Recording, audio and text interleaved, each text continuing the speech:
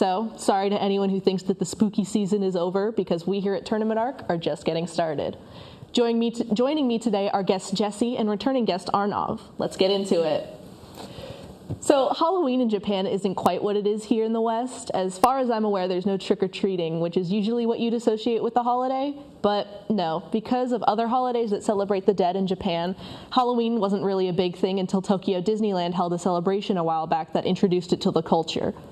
Despite the differences between the way Halloween is celebrated in our different cultures, the idea of costumes and the sort of scary vibe is what resonates in the East. And now that we've had a little bit of a history lesson, I think it's time we get to know our guests a little bit better. So, who are you guys? My name is Jesse Guile. I'm a speech communications major and president of OSU Anime Club. Nice to meet you, Jesse. I'm Arnav. I'm a computer science major. I'm in my junior year here. Not really much else than that. Well, it's good to have you back, Arnav. Thanks. So, just to get to know you guys just a little bit better, what's the first thing that you remember getting you into anime? I would probably be Hellsing Ultimate. It's a very bizarre and horror show about modern-day vampires fighting different threats under the providence of the British Church, which is very strange, but it's entertaining, very gory, but interesting. Fits well with the Halloween theme. It does. And how about you, Arnav? So my favorite, what got me in was the Miyazaki films through the Studio Ghibli, specifically Princess Mononoke, and then through that I started watching anime, and my first true anime was Bleach. So yeah. Classics. I love the Ghibli films. I don't know if it's pronounced Ghibli or Ghibli at this point. I have no idea. I'm too afraid to ask. But it's closer to Ghibli. Yeah, and now that we know sort of what introduced you guys to it, do you have a favorite anime right now? Currently, my favorite anime would probably have to be Hoseki no Kuni, or Land of the Lustrous. It's a very strange show about humanoid gemstones in kind of the future who are trying to fight off evil enemies from the moon who are trying to kidnap them. It's completely bizarre, but it's a wonderful show, so would recommend it. My favorite anime currently is Steins Gate. It's a sort of it begins goofy and it becomes a lot more dramatic as the season progresses. And I really liked it because of the way that the characters were built and the diverging timelines and all that. And it was like really dramatic at the end, and I sort of found it really entertaining. So yeah. Both of those have been on my to-be watch list for a very long time, so I'm glad to hear good things about it. Mm-hmm. Yeah.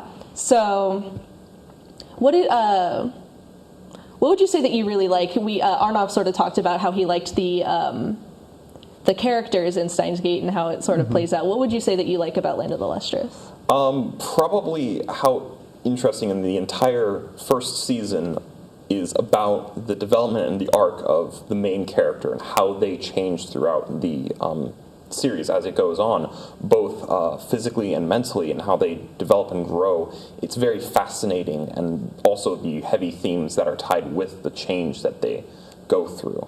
And it's probably what appeals most to me about it. Yeah. So I'm sensing character is sort of an important thing for you guys in anime. Most certainly. Yeah. Halloween was yesterday. Yep. But what do you guys think about Halloween sort of in general? Like, is it a holiday that you enjoy and celebrate? I generally have a habit of just watching a spooky movie by myself, not really doing much more than that, so it's not my favorite holiday. I mean, at OSU, Halloween's a big thing. Orange and black, come on. But yeah, I mean, watching spooky movies is great. Dressing up as something like funny, that's always fun. Going to the parties and all that, yeah. So I think Halloween's a great holiday. I think it's where you can sort of let loose and sort of be yourself and not really like care about anything else. So I think yeah. Yeah, Halloween is like my favorite holiday if I had to choose. Mm-hmm. But yeah, I just love the spooky aura. Mm-hmm. Like, you get an excuse to dress up as like fun stuff. You get to decorate with like skulls everywhere, and like that sort of aesthetic, while I would go with year round, isn't sort of like the thing that is generally accepted in April. Yeah. Yeah. Did you guys dress up this year? No. I think I'm gonna be like a piece of tuna or something. We're like doing some sushi roll or something. So I'm gonna dress in all red. Someone's gonna dress all white. Someone's gonna be all green. And then we're gonna like have a rope tied around us or something. Nice. Yeah. All right. So Jesse, you said that you sort of stay in on Halloween. What's a good Halloween movie to watch? Ooh, there are many. Going with some of the horror classics like Rosemary's Baby, The Exorcist, stuff like that. But if you're looking for something more anime related, going by some movies by Satoshi Kon or something like Perfect Blue is quite scary and very entertaining though. So. Yeah, I watched The Sixth Sense for the first time over this weekend, and it was a life-changing experience for me. I don't generally watch scary movies, even though I love them. I love love Halloween. It's like the best holiday in my opinion. But like I normally just watch the stuff that I've already watched, and I'm like, yes, this is good. Yeah. I can watch this again. Yeah. Like I've watched the newest It like 3 times in October. Yeah, I recently watched Nightmare on Elm Street, and I found it really funny, like how like that was a scary movie when it came out, but now like a lot of the stuff is like you can see through it. It's like overdone because I guess that was the original Freddy Krueger and like all that.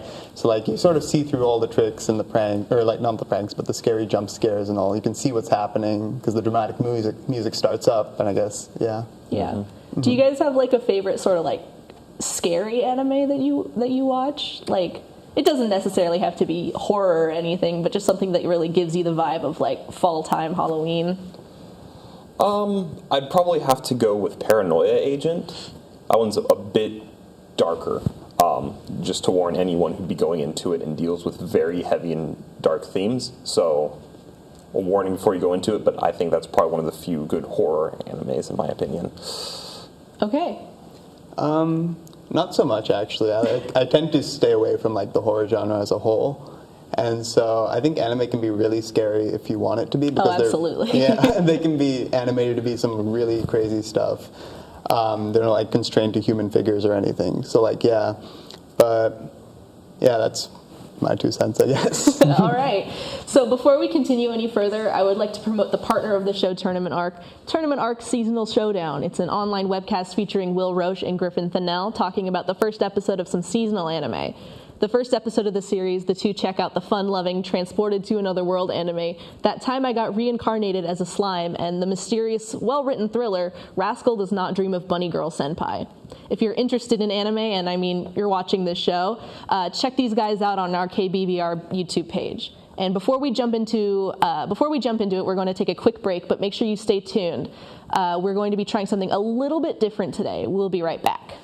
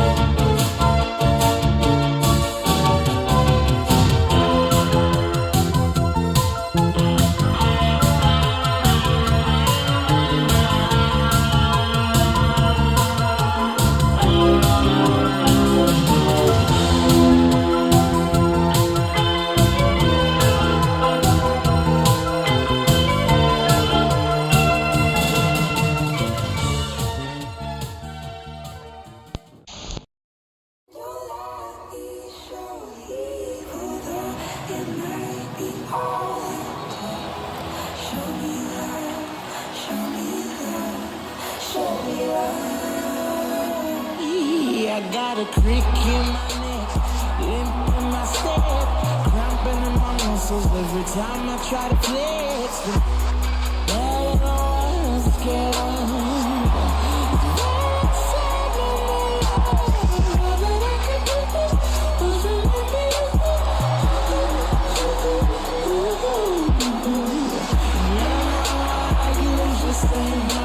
But if you throw me off, I'll feel some more.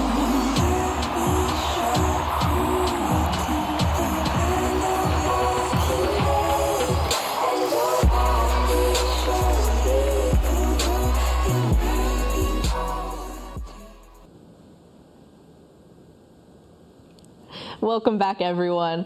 Before we jump into our new segment, let's get into something a little bit spooky. The Halloween season may be over for everyone else, but we're still feeling it here in the studio. While Halloween might not be that big in Japan, there are a lot of shows that would seemingly fit into the horror/spooky/Halloween feel. But it's not only the creepy visuals that tie these shows together. Many shows share a simple plot that branches out into the strong, diverse worlds that we know them to be. No matter how different they are, they follow the idea that there are people that are different from the human population at large. Tokyo Ghoul, Devilman Crybaby, Ajin, and Attack on Titan use this simple plot idea and create their own unique story out of them. The demi-humans in these shows are stronger, faster, and more menacing than the average human. The abilities possessed by these others make them threatening. It's the feeling of other and the fear of what should be safe that makes these shows fit into the horror genre.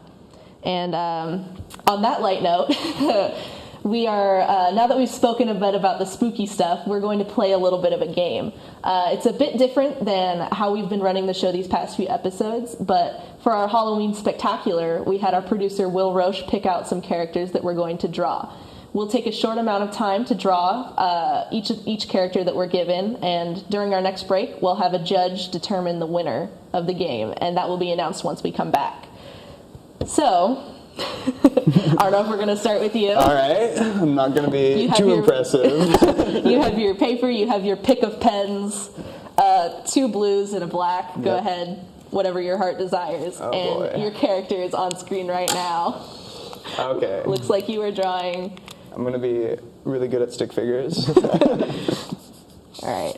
So, you were drawing the titular character Soul Eater from the show we are going to be talking about later, Soul Eater, which is a show that I actually really enjoy a lot, a little bit too much. It's a great show. It's one of the first ones that I actually watched. Probably the first 5 shows I started with. Yeah. Yeah, and I enjoyed it quite a bit. Yeah. Because they focus so much on character is why I'm so drawn into it. I'm just yes, character, give me more of this. And the premise itself is pretty interesting too, so yeah, it has a lot going for it. Yeah, it's a good show. Don't let people tell you it's not a good show, because it's a good show. It's really entertaining. It has really fun characters, a lot of humor in it, and it still deals with some more serious topics. And if you're disappointed with the ending, as some people I heard were, there's always a manga that it was based off of that goes on for a bit more. So there's goes on for a long time after, doesn't it? I'd say about the same length, so it kind of doubles in length. Doubles? In total. Okay. So yeah, so quite a bit longer, but it's still a lot of entertaining stuff to read. Yeah, I have not read the manga, but since I've been in high school, I was I want to read the manga, and I just haven't had the chance to. Definitely has some great uses of visuals for the artistic style of the mangaka or the author for the manga. He has a lot of visual tricks that he uses that are really fascinating and that you don't see too often. So yeah, love that. Love visuals. Love characters. Soul Eater's very good. It's very, very good to read. I would recommend if you can find it. So this is a pretty simple first character to be drawing. Given the other designs that are in the show, Soul is pretty simple. He's just got that dumb sweatshirt and it has band on. Spiky hair. As you always see. White hair. Why is that always bleached white hair and spiky hair in anime are 2 huge things, and that's such a I don't know. It's the only place you see such spiky hair. That's true. All right, Arnav, you got about 25 seconds left. All right. It's also interesting that on his shoes you kind of see that jagged pattern that appears on his scythe? Yeah, on his scythe, which something we'll probably end up talking about later. But yeah, that jagged pattern appears on the blade of his scythe, which is kind of interesting little detail. If you don't know anything about Soul Eater, humans turn into weapons. We'll talk a little bit more on that later. Or is it that weapons turn into humans? Who knows? All right, Arnav, your time is up now. Okay. Well, if you want to look at what I made, it's a bit small, but there we go. Wow. I mean, it's the same pose. It's stunning for 3 minutes. All right. I know I shouldn't be judging because I'm probably going to do much worse, but here you go, Jesse. All right, go ahead and flip the page. You might want to go the other way. Oh, okay. Yeah. All right, and so now it's your turn. Let's see what character you get. Oh boy. Oh, wow. That one's gonna be a bit difficult. Maka Albarn. Yeah. Maka and Soul. So, All right. So go ahead and yeah. draw however you see fit. Man, this is gonna be rough. This is a little bit more difficult Yeah. than Soul. Yeah. She's got a little bit more of a complex design. You also have the scythe in there. Of course, that you yeah. get to draw. Yeah. Damn. Yeah. Maka's like, I love Maka as a character. Oh, I love her. Yeah. She's just like a very complex person. Like she always wants to be in control of everything, but there's no way that she can be. Exactly. And she just wants to be like her mom, and that's like a very admirable goal for her to have. And she hates her father, which is a little bit. like it's a fun dichotomy between her relationship with her mother and her father. How she idolizes her mother, who's never there in the anime series at least. Maybe even the manga series, but. The fact that she idolizes this mother who is never there, who's off doing something else while she's having this difficult time. Yeah. It's funny, and I know her father isn't like the greatest person. He kind of sucks, but it's very interesting to see that he does very much actively love Maka, and she is rejecting that because he is not a very great person. Yeah. But she idolizes this person who's never Just there. Never there. Yeah. Never present in their relationship. Yeah. Yeah. I'm just looking at this. And I know. Oh, yeah. This is gonna This be is some wonderful. beautiful shading. You guys are gonna love this. Yeah. Great stuff. So, who's your favorite character, do you think? My favorite character? Yeah. It's been a while since I've watched Soul Eater, honestly. I'd say of the characters I remember, I really liked Maka. Yeah. Again, Maka's a great character. Yeah, exactly. I really like how she's designed and everything, and like her character, like as we discussed. So yeah, how about you? What's your favorite character? Before I get into that, you have about 25-ish seconds Oh left. no. Oh no. But All I right. gotta say, Soul falls into like the exact type of character that I like. Yeah. And just like he's cool, he doesn't show his emotions a lot, but he's really just a soft boy underneath. That's like very common in anime. Absolutely, Yeah. especially for like main boy characters, just like the softest, squishiest human being possible beneath like a veneer of strength. Yeah. Anyway, your time is up. Hey, that's pretty good. Oh. It's not That's that very bad. good. Considering the colors we have. We'll see. Yeah. There we go. Look at our girl. It's not nearly done yet. I was putting You in got way the too pose much down detail. pretty good. I was working on it. It was getting there. Didn't even complete the scythe at all. Oh man. I mean, at least you got one character done. You didn't like Yeah, you had two characters to draw. Yeah. All right. All right, hand that difficult. over here. It's my turn. All right, let's see how the true master. All right, which way am I? I just flipped the page to see Soul again, and it was very good. Yeah. All right, let's see. All right. Who's my character? Oh no! Oh, good. Best of luck with Best this. of luck. I got Black Star. Okay. So a little bit about Anime Club. That is a club that I run here at OSU. It's goes on Fridays for anyone who's watching or interested or wants to come. It's on Fridays from 6 p.m. to 9 p.m. And anyone who's interested can feel free to come. We just generally kind of watch anime, which is kind of to be expected.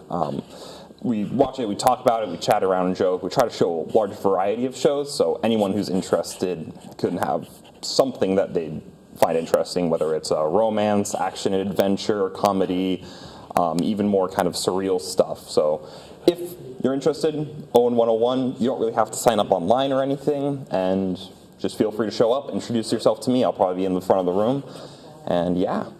So that's a little bit about Anime Club if you're interested in joining. What did you watch last week? Oh, since we go for 3 hours from 6 p.m. to 9 p.m., we watch a large variety of stuff. A list of shows. We're working our way through Fooly Cooly, Kekai Sensen. Great show, by the way. Humanity Has Declined, which is a very interesting comedy about. It's completely surreal.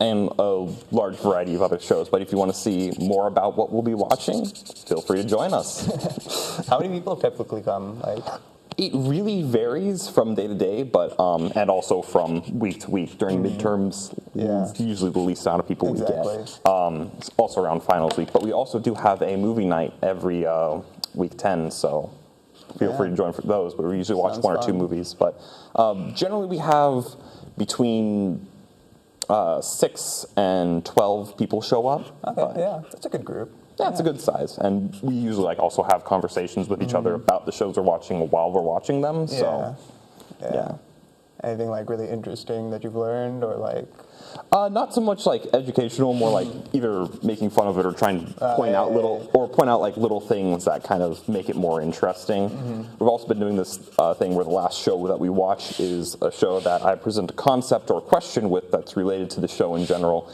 and then for people to think about while we watch it. So I've just been told my time is up. All right, let's see it. All right. Oh boy. My boy. That's actually pretty good. Now I'm looking at it. His torso is twice as long as his legs. Yeah, it's got that huge spike coming out of his head. I really wanted to focus time on the hair and all the spikes and blueness you of got it. the color right, you know? Yeah. It's one of the two colors that we had. Yeah. I got lucky. Nice. Okay. Well. All right. So I don't want to put you guys down, but I think we all knew who won. But we'll have to wait until after the break to find out. We'll see you then.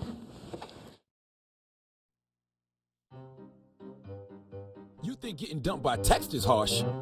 Try getting dumped by a tennis ball. My ex-owner drove me out to the woods, yelled fetch, and by the time I brought the ball back, he was gone. Yeah, I was pissed. But the folks at the shelter helped me let go of my anger. I learned coping skills, like taking it to the hole. Boom! Now I'm ready to fetch again.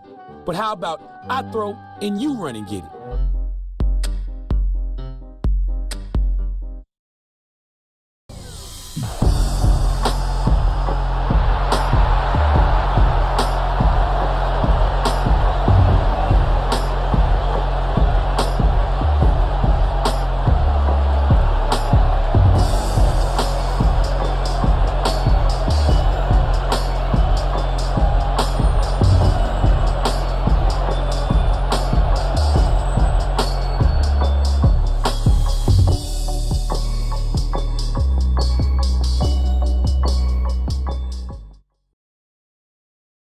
All right, everyone, welcome back. No one told me who won. Oh, I won. Great. Love this earpiece. That was fun. You guys did a good job, though. Thank you very much. You guys did a lovely job with your drawings. I still think I won, but We'll see. I hope to keep these forever and just maybe sort of immortalize them on the set. Feel free to burn mine.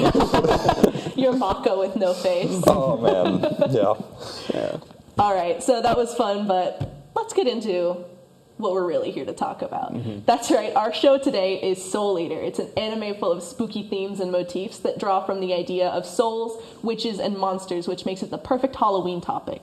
The series follows a group of students from the Death Weapon Meister Academy, where half of the students turn into weapons and the other half are Meisters, those who are able to match the wavelength of the weapon's souls and use them to fight witches and monsters.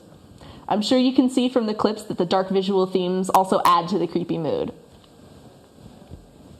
So we've already talked about how we all like this show, how it's a pretty good show. Yeah, it is. What draws you into it?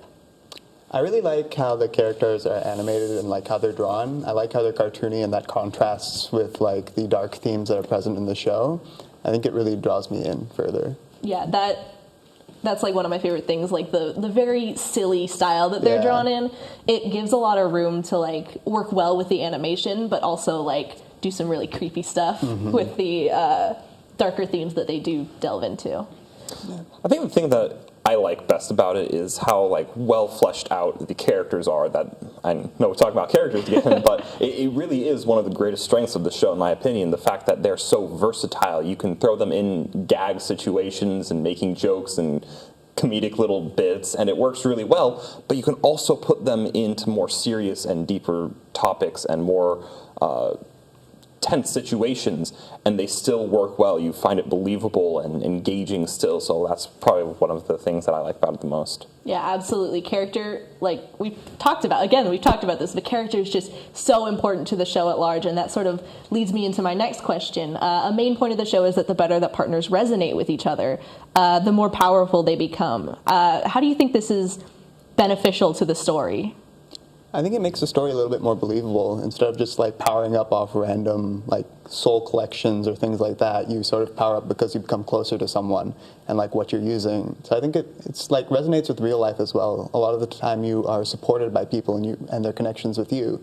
So I think if the closer you are to people, like the more you can draw upon them and they can draw upon you. So it sort of is a parallel between the story and real life, and I think that makes the story more believable. Mm-hmm.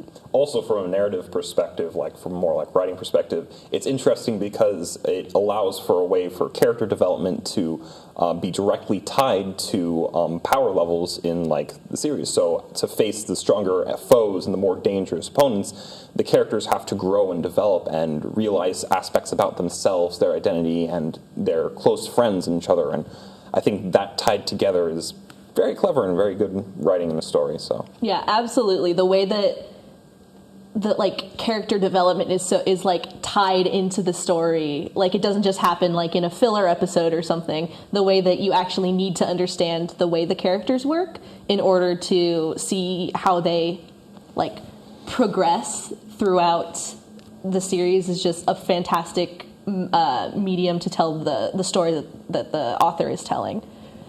And going back to something that I said a little bit earlier, how does the idea of fearing the other play into the plot of Soul Eater? Yeah, well, the whole plot is based upon hunting down witches and like stray souls, right? So like the other are basically witches in this other academy that's established against the Soul Eaters. And so in the end, you need the help of the sort of witches to like kill the stray weapon, right? So it's all about drawing connections with people who you're different with and who you might fear, and sort of overcoming those. So I think that was really central to Soul Eater's plot, yeah. And it's interesting, as the manga goes on past the show, you learn more about these witches who are initially demonized and shown to be like these evil, like universally, and you learn that that's not entirely the case, and it's very interesting how they kind of like develop them into being like just actual people who are just different, and trying to work towards reconciliation between these two vastly opposing factions. It's something that I really appreciate to see, that you don't really see a lot in American more like horror cinema, where the other is just villainized and demonized universally. This one's humanized. I really appreciate that. Soul Eater is very good. It is. It really is. All right, it's hard to believe, but we are out of time. Thank you so much to our guests, Jesse and Arnav, for being with us today. We will be back in 2 weeks with our end of term special, which is very exciting, and you can watch our episodes of our seasonal review online content, Tournament Arc, Seasonal Showdown, on our YouTube page.